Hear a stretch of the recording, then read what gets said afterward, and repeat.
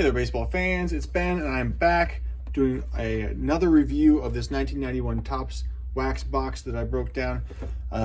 This has been a pet project of mine to check out the Glowbacks ever since I heard about them. And so what I've done so far is I've taken all 500 and some cards from this box, and I've separated them into two piles so far. This pile on the left is what we'll call the standard watermark, meaning it's kind of light and in the background, and this over here is dark. And so you can see the difference between these two. The Topps 40 years logo is light here and dark here. Now, it's not just light versus dark, because there are different degrees of darkness. I guess you can kind of see these two are slightly different. One's a little bit lighter than the other, so it's not just light and dark. There are shades and degrees of darkness. But so far, I mean, in general, it's pretty easy to tell the dark ones from the light ones, from the regular ones. So this one's a little bit lighter here, and then we got some ones that are a little bit darker there, so you can see these two are a little bit off. In any case, this stack here with the shorter stack are the dark watermarks. When I did my previous study, which covered, I don't know, probably around 800 or so Topps cards, I found that there was really no difference in the number of light colored Glowback and non-Glowback. They were about the same even. The dark watermarks were a little bit fewer, and then the fewest was the dark watermarks that were non-Glowback.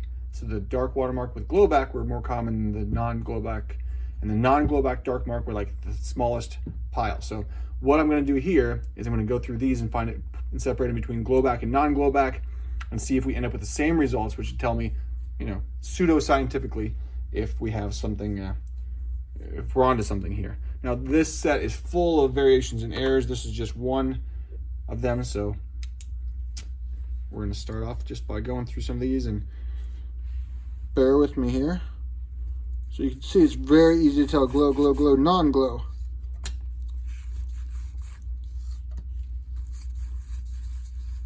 It's not even close. I mean, I'm sure, honestly, I bet you none of this is intentional, but it is just so interesting to me that this could happen. I'm sorry if my voice sounds funny, but I'm holding the flashlight under my chin, because that's how we do it in the high-tech world of card collecting.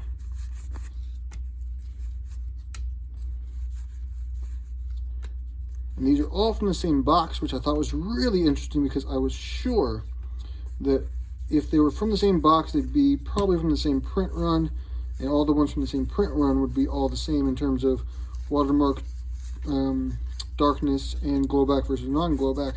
But I was sorely mistaken on that front. As you can see, there are lots of variations even within this same box. Even within the same packs, there are plenty of variations. And if you didn't have a blacklight, you definitely could not tell the difference between a Glowback and a non-Glowback.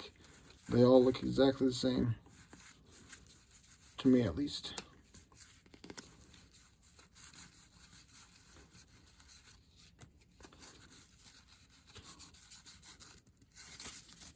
And there's no kind of Glowback versus kind of not. It's just, you can tell right away it's Glowback or not. So right now the Glowbacks are winning on these light watermarks in terms of volume.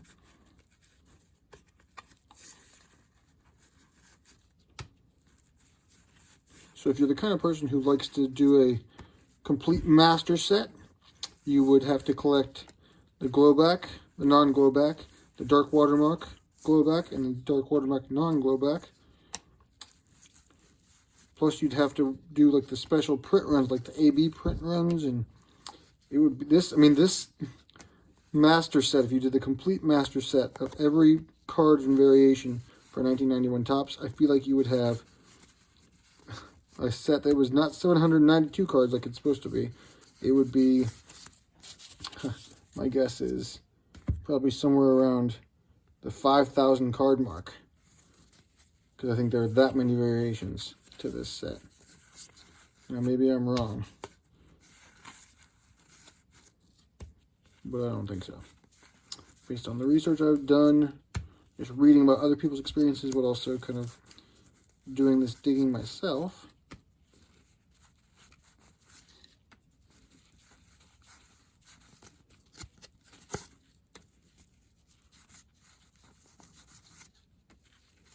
Again, right now you're seeing the Glowbacks are winning pretty substantially and handily here.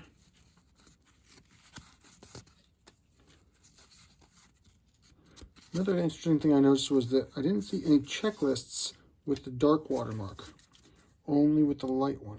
Now that's not scientific in any way because I didn't have that many checklists here, but it's another interesting data point. I'm really going to be interested to see the dark watermark backs if the Glowbacks far outnumber the standard, because that was my experience in my previous study.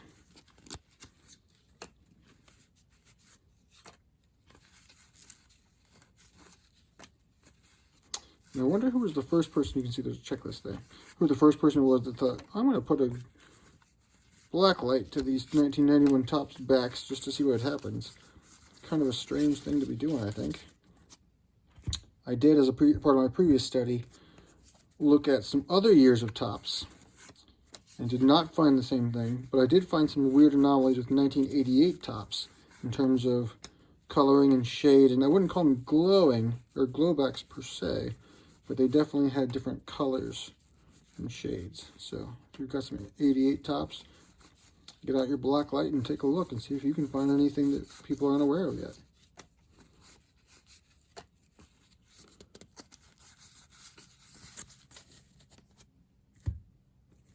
All right, just 2 more handfuls here and we'll be done with the standard lighter color watermark.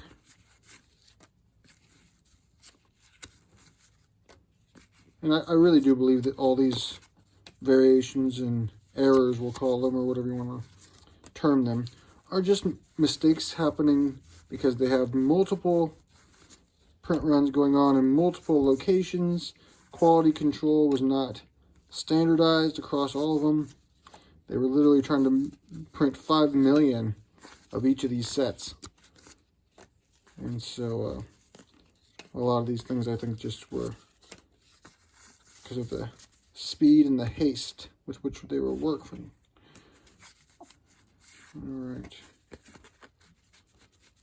Yeah, looks like it's pretty clear that Glowbacks are taking the cake on this one.